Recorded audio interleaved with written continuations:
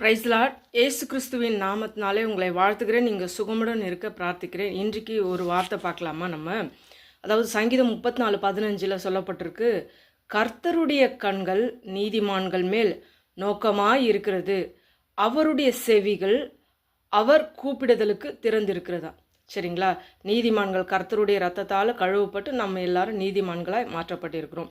சரிங்களா? அதே சங்கீதம் 34:19 பார்க்குறோம், நீதிமானுக்கு வரும் துன்பங்கள் அநேகமாக இருக்கும், கர்த்தர் அவைகள் எல்லாவற்றிலும் நின்று அவனை விடுவிப்பார். நீங்கள் நினைக்கிறீங்களா, இத்தனை துன்பம் இருக்குது, கடவுள் என்னை பார்க்குறாரா, பார்க்கல இல்லையே, என் கூட தான் இருக்காரா தெரியலையே அப்படின்னு சொல்லிட்டு தவிக்கிறீங்கள்ல, உங்கள் கூட தான் இருக்கார். இந்த துன்பங்கள் எல்லாவற்றிலும் இருந்து உங்களை விடுவிக்க அவர் நல்லவராக இருக்கார். அநேக துன்பங்கள் வரும், கவலையே படாதீங்க, கர்த்தர் உங்களுக்காக நிற்பார், அவர் நின்று உங்களை விடுவிப்பாராம். ஆமேன். அல்லேலூயா.